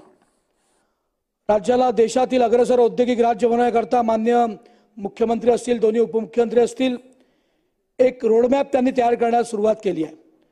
थेट परकीय गुंतवणुकीमध्ये महाराष्ट्रात देशात प्रथम स्थान पटकावलं आहे। मला पूर्ण विश्वास आहे की आपलं सरकार ट्रिलियन अमेरिकन डॉलर अर्थव्यवस्थेचं लक्ष्य नक्की गाठेल, असा मला विश्वास आहे। आपल्या सरकारने युवकांकरता रोजगारक्षम या महाराष्ट्रात बेरोजगारी कमी होणे, युवकांना अधिक न्याय मिळण्याकरता सारथी असेल, महाज्योती असेल, अशा अनेक संस्थांच्या माध्यमातून प्रशिक्षण कार्यक्रम अधिक सक्षमतेने राबवले आहेत। अधिक राबवण्याची गरज आहे अशी या भाषणातल्या माध्यमातून आपल्यासमोर मी माहिती मांडतो। महिलांचं सक्षमीकरण असेल, सरकारने माझी मुख्यमंत्री लाडकी योजना आणली, माझी लाडकी बहीण योजना आणली, लाडकी लेक योजना आणली, महिलांकरता एसटी मध्ये 50% सवलत दिली, सगळ्या भगिनींकरता मोफत उच्च शिक्षण दिलं। मी या सरकारचं अभिनंदन करतो। हे सरकार लवकरच 2100 करेल असा मला विश्वास आहे। त्याचबरोबर या योजनेत तृतीयपंथी व्यक्तींचा पण समावेश करावा अशी मी या अभिभाषणातून मागणी करतो। आपल्या सरकारने 2014 या वर्षातून आतापर्यंत पंतप्रधान आवास योजनेतील ग्रामीण अंतर्गत 19 लाख घरकुलांना मंजुरी दिली। त्यापैकी 12 लाख घरकुलांचे बांधकाम पूर्ण करण्यात आले आहे। त्यामुळे सर्वसामान्य नागरिकांना घरकुल उपलब्ध होऊन घरकुलांचा अनुदान वाढ करण्याची मी मागणी करतो. आपल्या सरकारने विदर्भाकरता विशेषतः वैनगंगा, नळगंगा, वैतरणा, गोदावरी अशी नदीजोड प्रकल्पांना प्रशासकीय मान्यता दिली आहे. वैनगंगा या प्रकल्पातनं जो विदर्भातला जो भाग आहे जिथे अनेक वर्ष दुष्काळ होता त्या भागाला अधिक न्याय मिळणार आहे. त्यामुळे मी या सरकारचं अभिनंदन करतो. आपल्या सरकारने विदर्भ विभागामध्ये दूध उत्पादन वाढवण्याकरता प्रोत्साहन देण्याकरता दुग्ध विकास टप्पा 2 राबविण्याचा निर्णय घेतला आहे. विदर्भातल्या शेतकऱ्यांकडनं या सरकारचं अभिनंदन करतो. माननीय अध्यक्ष महोदय, मुख्यमंत्री यशस्वी योजनेच्या माध्यमातून 65 वर्षावरील नागरिकांकरता एक वेगळी योजना केंद्र सरकारने राबवली होती. त्याच योजनेसारखी योजना महाराष्ट्र सरकार राबवत आहे. मी आपल्या माध्यमातून या सरकारचं अभिनंदन करतो. माननीय सभापती, माननीय अध्यक्ष महोदय, आपल्या सरकारने 2014च्या पॅरिस ऑलिम्पिकमध्ये खेळाडू असतील स्वप्नील कुसळे आणि पॅरा ऑलिम्पिकपटू असतील सचिन खिलारी या दोघांनाही रोख रक्कम देऊन या दोघांचंही अभिनंदन केलं, प्रोत्साहन दिलं आणि त्यांच्यामुळे अधिक खेळाडू निर्माण या महाराष्ट्रात होतील असा मला विश्वास आहे. त्यामुळे आपल्या या सरकारचं अभिनंदन करतो. माननीय अध्यक्ष महोदय, आपल्या सरकारने सर्व छोट्या छोट्या समाजांना आर्थिक विकास महामंडळ देऊन त्या छोट्या छोट्या समाजातल्या तरुणांना तरुणींना अधिक सक्षम करण्याकरता अनेक महामंडळ केले आहेत. याच धर्तीवर नागपूर, विदर्भ इथे असलेले जे हलबा समाजाचे तरुण तरुणी आहेत त्यांच्याकरता विणकर हातमाग व्यवसाय वाढवण्याकरता संत कोलबा स्वामी हलबा आर्थिक विकास महामंडळाची स्थापना या इतर महामंडळाप्रमाणे करावी व माननीय मुख्यमंत्र्यांना माझी विनंती आहे की याच अधिवेशनात ही घोषणा करावी. नागपुरात माननीय अध्यक्ष महोदय, नागपूर सूतगिरणी होती. ती सूतगिरणी बंद पडली, त्याला अनेक कारणं होते. त्यातल्या कर्मचाऱ्यांचा जो काही राखीव निधी होता तो टप्पा 1चा मिळाला आहे, पण या सूतगिरणीचे अजून 50 कोटी त्या कर्मचाऱ्यांना मिळायचे आहे. तेही टप्प्याटप्प्याने या सरकारने द्यावे अशी मी आपल्या माध्यमातून या सरकारला विनंती करतो. हातमाग महामंडळातले अनेक कर्मचारी नागपूर, विदर्भ विभागात राहतात. 6व्या वेतन आयोगाची थकबाकी या सर्व कर्मचाऱ्यांची राहिली आहे. आपण कर्मचाऱ्यांकरता अनेक उपक्रम राबवतो आहे. या कर्मचाऱ्यांच्या भरोशावर हा महाराष्ट्र समोर चालला आहे. त्यामुळे हातमाग विभागातील कर्मचाऱ्यांची जी 6व्या वेतन आयोगाची थकबाकी आहे ती कृपया आपण द्यावी अशी मी विनंती करतो. आपण या नागपूर शहरात अधिवेशन आहे. मेयो मेडिकल सारखे 2 मोठे हॉस्पिटल, गव्हर्नमेंट मेडिकल कॉलेज आहेत. त्याच धर्तीवर आता कॅन्सर हॉस्पिटल पण इथे होत आहे. दुर्दैवाने विदर्भ ही कॅन्सरची राजधानी होते. त्यामुळे जे कॅन्सर हॉस्पिटल गव्हर्नमेंट मेडिकल कॉलेजमध्ये होत आहे त्याला आपण निधी दिला आहे. अधिकचा निधी जो मशिनरी करता पाहिजे आहे तो आपण तात्काळ द्यावा अशी माझी विनंती आहे. या नागपूर शहरात आतापर्यंत जिल्हा रुग्णालय नव्हतं कारण हे 2 मोठे मेडिकल कॉलेज होते. पण माननीय मी देवेंद्रजींचा धन्यवाद देतो, माननीय मुख्यमंत्र्यांचं धन्यवाद देतो की आता जिल्हा रुग्णालय पण पश्चिम नागपुरात होत आहे. त्यामुळे इथे 100 खाटांचे जिल्हा रुग्णालय सुरू होत आहे. त्याच्याकडे काहीतरी निधी कमी पडतो आहे, तोही आपण या तात्काळ द्यावा अशी विनंती आहे. स्वर्गीय हिंदू हृदय सम्राट बाळासाहेब ठाकरेंच्या नावाने नागपूरला गोरेवाडा झू आहे. तिथे 517 कोटी रुपये या पुरवणी मागण्यात मी जी काही काल वाचल्या त्या दिल्या त्याबद्दल मी या सरकारचं राज्यपालांच्या अभिभाषणात अभिनंदन करतो. इथे 5 एकर जागा माननीय उईके साहेब बसले आहेत, कॅबिनेट मंत्री आहेत. या झू मध्ये 5 एकर जागा आदिवासी थीम पार्काकरता दिली आहे. माझी या अभिभाषणाच्या चर्चेदरम्यान विनंती आहे की भगवान बिरसा मुंडांचा देशातला सर्वात मोठा पुतळा इथे आपण या आदिवासी थीम पार्क मध्ये उभा राहावा अशी मी आपल्या माध्यमातून विनंती करतो. माननीय अध्यक्ष महोदय, बालेवाडीच्या धर्तीवर मानकापूर स्टेडियमचा विकास हे सरकार करताय. 600 कोटींचा टेंडर झालाय.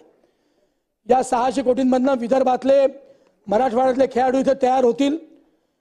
या नवीन स्टेडियमच्या माध्यमातून नागपुरात पण क्रीडा विद्यापीठ या सरकारने सुरू करावं. हे सुरू करेल असा मला विश्वास आहे. त्याबद्दल मी या सरकारचं धन्यवाद देतो. माननीय सभापती, माननीय अध्यक्ष महोदय, माफ कराल मी सभापती मोंट्या कारण मी वरच्या सभागृहातून खालती आलो आहे. माननीय अध्यक्ष महोदय, रामटेक असेल, रामाचे पाय जिथे लागले होते, धापेवाडा असेल जिथे विठ्ठलाचं मंदिर आहे, कोराडी असेल, जगदंबा मंदिर आहे, नारायण टेकडी आहे, अशा सर्व ठिकाणी सरकारने भरीव निधी दिला त्याबद्दल मी या सरकारचं अभिनंदन करतो. मान्य अध्यक्ष महोदय, पान पिंपरी किंवा विड्याचे पानं एकेकाळी महाराष्ट्रात त्याचं उत्पन्न सगळ्यात जास्त होतं. पान पिंपरी ही आयुर्वेदातल्या प्रत्येक औषधांमधली एक महत्त्वाची गरज आहे. या दोन्हीही पिकांना शेतीचा दर्जा द्यावा याकरता या समाजातील लोक वारंवार मागणी करतात. माझी सरकारला विनंती आहे की या दोन्ही पिकांना आपण शेतीचा दर्जा देऊन या सगळ्या शेतकऱ्यांना लाभान्वित करावं अशी विनंती आहे. माननीय अध्यक्ष महोदय, सर्व छोट्या छोट्या समाजांकरता आपण दिलं, त्याप्रमाणे 12ही समाजाकरता पण आपण दिलं. महामंडळ पण ते उपमंडळ दिलं आहे, त्याला पूर्ण नवीन मंडळ द्यावं आणि त्याची समिती तात्काळ हे करावी अशी विनंती मी आपल्या माध्यमातून करतो. माननीय अध्यक्ष महोदय, मुख्यमंत्री अन्नपूर्णा योजनेच्या माध्यमातून आपण सर्व भगिनींना 3 सिलेंडर देण्याची घोषणा केली आहे.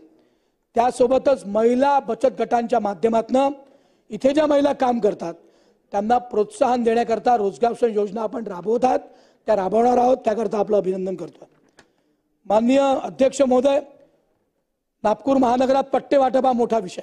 आमच्याकडे SRA कमी आहे आणि पट्टे वाटप त्या प्लॉटचा मालकच आपण त्या नागरिकांना करतो. या सरकारच्या माध्यमातून मी माननीय मुख्यमंत्री उपमुख्यमंत्र्यांचं तर धन्यवाद देईलच, अभिनंदन करीलच, पण विखे पाटलांचं धन्यवाद देईल की त्यांनी विदर्भात अमरावती विभाग असेल, नागपूर विभाग असेल, इथे नजूल जमिनींचा खूप मोठा इश्यू होता. इंग्रजांच्या काळातल्या जमिनी होत्या, पण ज्यांच्याकडे त्या होत्या त्या त्यांचे मालक होत नव्हते, त्याच्यावर कोटीच्या कोटी रुपयांचं देयक होते. ते माननीय देवेंजी असतील, विखे पाटील साहेब असतील, यांच्या माध्यमातून 2% भरून ते त्याचे आता मालक होणार आहेत. त्यामुळे या सरकारचं मी अभिनंदन करतो. त्याचप्रमाणे महानगरपालिकेचे जे प्लॉट तिथल्या नागरिकांनी घेतले आहे, नजूल प्रमाणेच जी पॉलिसी आहे फ्री होल्डची, ती महानगरपालिका क्षेत्रातल्या, नागपूर महानगरपालिका क्षेत्रातल्या सर्व नागपूरच्या प्लॉट धारकांना तीच लावावी अशी या सरकारला विनंती करतो आणि मला विश्वास आहे की ते लावतील. माननीय अध्यक्ष महोदय, 2 मिनिटं. झुलपी जंगलाचं आरक्षण असलेल्या खूप जमिनी या विदर्भात आहेत. तिथे मोठ्या प्रमाणात सरकारी ऑफिसेस आहेत, तिथे लोकांची घरं आहेत, त्यामुळे तेही आरक्षण तात्काळ बाजूला करावं. जर कोर्ट केस असतील तर तिथे सरकारने उत्तम वकील लावून त्या बाबतीतल्या नागरिकांना न्याय द्यावा अशी माझी विनंती आहे. नागपूर शहरातील मेट्रो 2 प्रकल्पाकरता आपण भरीव निधी दिला, त्याबद्दल मी आपला या भाषणाच्या माध्यमातून धन्यवाद देतो. माननीय अध्यक्ष महोदय, नागपूर महानगरपालिकेसंदर्भात एक अभय योजना सरकारने मंजूर केली होती. ती अभय योजना घराचा कर असेल, पाण्याचं बिल असेल, बाजार विभागाचे कर असतील, ती योजना 31 मार्च 2025 पर्यंत समोर न्यावी अशी मी या माध्यमातून विनंती करतो. माननीय सभापती, माननीय अध्यक्ष महोदय, एक शेवटचा विषय घेऊन थांबतो. या नागपूर शहरात 2 संस्था विकासाचं काम करतात. एक नागपूर महानगरपालिका आणि दुसरं नागपूर सुधार प्रन्यास. आमचे देवाभाऊ असतील, आमचे देवेंजी असतील, मुख्यमंत्री होते तेव्हा नागपूर सुधार प्रन्यास हे त्यांनी बरखास्त केलं होतं. पण दुर्दैवाने 19 नंतर 2.5 वर्ष जे सरकार महाआघाडीचं इथे आलं, त्यांनी परत एकदा ही NIT जिवंत केली आणि या नागपूर शहरातल्या नागरिकांना त्याचा त्रास व्हायला लागला. चुकीच्या पद्धतीने कोणालाही विकासाकरता जागा देणे, PUच्या लँड देणे, बगीचे देणे, असे अनेक चुकीचे प्रकार त्या NITतनं झाले होते. या संदर्भात नागपूर महानगरपालिकेत जेव्हा आपण आपलं घर बांधताना जे शुल्क भरतो ते वेगळं आहे, NITत जे शुल्क भरतो ते वेगळं आहे. त्यामुळे अशा याच्यात नागपूर शहरातल्या नागरिकांची परवड होते आहे, त्यांना त्रास होतो आहे. या माननीय राज्यपालांच्या अभिभाषणाच्या माध्यमातून मी सरकारकडे एक विनंती करतोय, एक मागणी करतोय. नागपूरमध्ये अधिवेशन सुरू असल्यामुळे की NIT सारखी संस्था ही तात्काळ या सरकारने बरखास्त करावी आणि जसं MMRD आहे, जसं NMRD आहे, त्या धर्तीवर नागपूर शहराच्या बाहेर 25 किलोमीटर पर्यंत जो काही विकास करायचा तो NIT कडे, NMRD कडे सोपवावा आणि या शहरातनं NIT सारखी संस्था बरखास्त करावी अशी विनंती करतो. आपण मला राज्यपालांच्या अभिभाषणावर भाषण करण्याकरता संधी दिली, या अभिभाषणाचं मी अभिनंदन करतो. बसतो. जय हिंद, जय महाराष्ट्र, जय विदर्भ.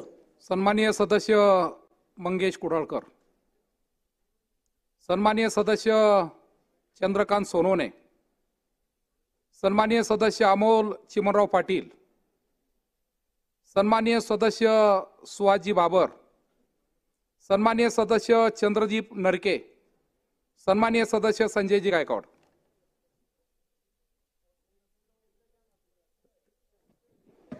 एकाच पक्षातली आहे. नाही, पण पुढे चाललो ना आपण. घेणार होता ना, बरोबर तर 3 मध्ये समजा ते नसतील तर पुढचं नाव घ्या, पुढचे नसतील तर नावाच्या नंतर दुसरं नाव घ्या, संधी द्या ना. आम्ही पण बराच वेळ बसलोय ना साहेब.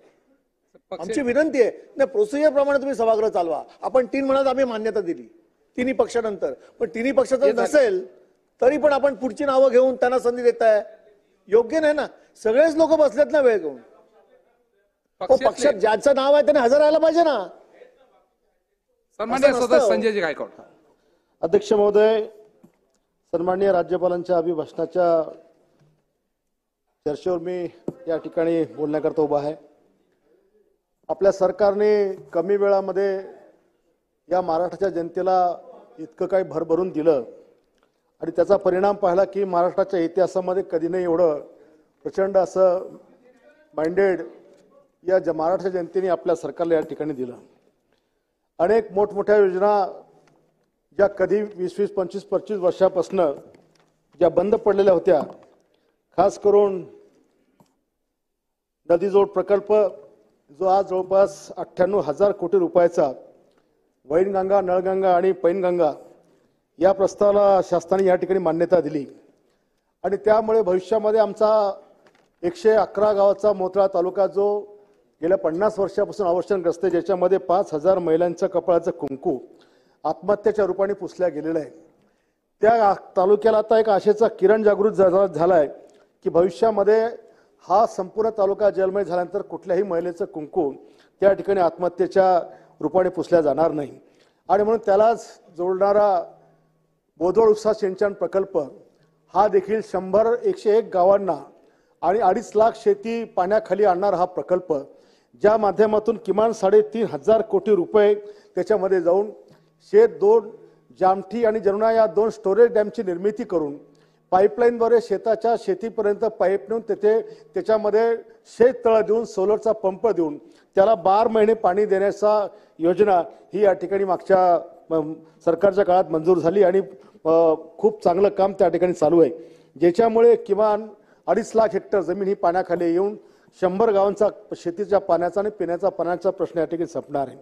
अध्यक्ष महोदय, शिक्षणाच्या बाबतीमध्ये अनेक सन्माननीय सदस्यांनी चर्चा केली आणि मागच्या काळात मी पण केलं की ग्रामीण आणि शहरामध्ये शिक्षणाची जी तफावत त्या ठिकाणी आपल्याला पाहायला मिळते की ग्रामीण भागातला शिक्षणाचा दर्जा, त्या शाळांची दयनीय अवस्था, त्या शिक्षकांचं शिकवण्याची कार्यपद्धती आणि शहरामध्ये सुरू असलेलं CBSE पॅटर्न, या सगळ्यांच्या गोष्टीमध्ये जर आपण लक्ष जर दिलं तर त्या ठिकाणी एक पिढी ही शिक्षणापासून कोसत दूर जाताना दिसते आणि एक पिढी ही चांगल्या दर्जाचं शिक्षण घेऊन मोठी होण्याच्या दिशेने मार्गक्रमण करताना आपल्याला पाहायला मिळते. आणि यामुळे एक ग्रामीण भागातली किंवा शहरातला जो स्लम आहे, ज्या लोकांना हे एज्युकेशन मिळत नाही, ही सगळी पिढी बर्बाद होण्याच्या मार्गावर आपल्याला पाहायला मिळते. एक शैक्षणिक समानता या एका राज्यामध्ये, एका जिल्ह्यामध्ये, एका गावामध्ये, एका शहरामध्ये ही निर्माण या ठिकाणी झालेली आहे. आणि म्हणून त्या गोरगरीब मुलांना किंवा त्या शेतकऱ्यांच्या किंवा शेतमजुरांच्या किंवा झोपडपट्टीतल्या मुलांना जर आपल्याला इतर लोकांच्या मुलांच्या शिक्षणाच्या तुलनेमध्ये बरोबरीने आणायचं असेल तर आपल्याला ग्रामीण भागामध्ये सुद्धा किंवा शहरातल्या स्लममध्ये हे CBSEचं पॅटर्न शासनाच्या वतीने फ्री ऑफ कास्ट शिकवण्याची तयारी आपल्याला त्या ठिकाणी करावं लागणार. तेव्हाच कुठे हा शैक्षणिक समानतेचा विषय त्या ठिकाणी दूर होईल.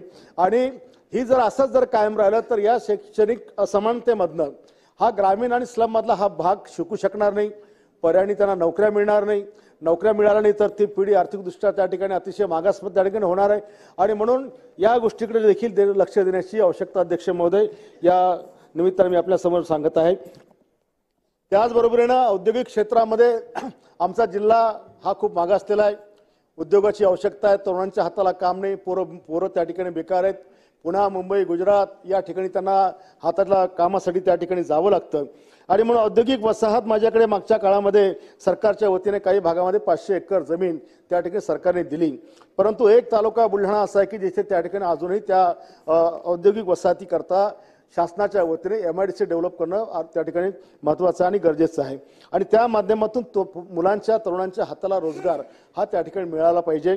मागच्या सरकारच्या काळामध्ये महाराष्ट्रातलं एकमेव माझं बुलढाणा शहर असं आहे की ज्या शहरामध्ये सरकारने जवळपास 28 मार्क मंजूर करून त्या ठिकाणी दिली. भारतातला जगातला सर्वात उंच छत्रपती शिवरायांचा पुतळा हा देखील माझ्या शहरामध्ये त्या ठिकाणी सरकारने त्या शासनाच्या माध्यमातून उभा राहिला. अगदी बाबासाहेब आणि रमाई माताचा एकत्रित पुतळा हाही त्या महाराष्ट्रामध्ये बुलढाणा शहरामध्ये पहिल्यांदाच आहे. सावित्रीबाई आणि महात्मा फुलेंचा हा देखील त्या ठिकाणी, सम्राट अशोकांचा जगातला पहिला पुतळा त्या ठिकाणी आहे. असे वामनदादा कर्डकांचा पहिला पुतळा त्या ठिकाणी आहे. अहिल्यादेवींचा देखील पूर्णाकृती पुतळा त्या ठिकाणी आहे. हे सगळं शासनाने त्या ठिकाणी दिलं, म्हणून शासनाचे मनापासून त्या ठिकाणी आभार त्या ठिकाणी मानेल. BSc ॲग्री कॉलेज दिलं, मेडिकल कॉलेज देखील दिलं, मॉडेल डिग्री कॉलेज सुद्धा त्या ठिकाणी शासनाने देऊन मोठा दिलासा त्या मागासवर्गीय आमच्या जिल्ह्यात त्या ठिकाणी देण्याचा प्रयत्न या ठिकाणी केला. आणि म्हणून भविष्यामध्ये जर आम्हाला मुंबईला यायचं असेल तर आम्हाला भुसावळला जावं लागते, आणि दिल्लीला जायचं असेल तर मलकापूर जावं लागते, आणि दिल्लीला जायचं असेल तर भुसावळ जावं लागते. आणि म्हणून दक्षिण भारत आणि उत्तर भारत या दोन प्रांतांना जोडणारा रेल्वे मार्ग जर बाराणपूर, मलकापूर, चिखलीपर्यंत जर केला तर केवळ 125 किलोमीटरच्या पटरी त्या ठिकाणी जर टाकल्या गेली तर डायरेक्ट आम्हाला बुलढाण्यावरून मुंबई आणि बुलढाणावरून आम्ही दिल्ली त्या ठिकाणी जाऊ शकतो. म्हणजे दोन्ही प्रांताला जोडणारा मार्ग त्या ठिकाणी निर्माण होऊ शकतो. आणि पर्यटनाच्या बाबतीत सुद्धा पलडक पर्यटनाखाली जवळपास 25 कोटी रुपयाचा निधी सरकारने दिला. ज्या ठिकाणी 100 year before India water park, भूलभुलैया, गार्डन, बोटिंग, त्याचबरोबर पलडक डॅम देखील खाली जवळपास 25 कोटी देऊन त्या ठिकाणी सुद्धा ह्या सुविधा अगदी रोपवे पासून ही सगळी शासनाने त्या ठिकाणी मंजूर केलं. त्याबद्दल मी सरकारचे आभार मानेन. परंतु भविष्यामध्ये सुद्धा या संपूर्ण क्षेत्रामध्ये जी आता काही धरणांची कामं पूर्ण आहेत, काही धरणांचं पाणी दुसऱ्या धरणामध्ये वळती करायचं आहे, काही ठिकाणी स्टोरेज डॅम त्या ठिकाणी करायचे आहेत, काही ठिकाणी उपसा सिंचन योजना त्या ठिकाणी तयार करायच्या आहेत, जेणेकरून हा सगळा प्रांत पाण्याखाली आला तर शेतकरी कधीही त्या ठिकाणी आपल्याला आत्महत्या करताना पाहायला दिसणार नाही. आपण सौरचे पार्क त्या ठिकाणी मोठ्या प्रमाणात सुरू केलेले आहेत, जेणेकरून भविष्यामध्ये कधीच शेतकऱ्यांना विजेच्या मागणीची किंवा विजेचे जे काही डीपीचे प्रॉब्लेम त्यांचे तयार होतात, सौरच्या माध्यमातून त्याला सकाळी 6 ते संध्याकाळी तास लाईन मिळणार आहे. त्या संदर्भात देखील मी शासनाचे आभार मानेन. परंतु सर्वच्या सर्व डिप्या ज्या 63च्या आहे या 100च्या वाढून अनेक ठिकाणी ट्रान्सफॉर्मर बदलण्याची देखील आवश्यकता आहे. आणि कापूस आणि सोयाबीन हे शेतकऱ्यांचं प्रमुख पीक विदर्भातलं आहे.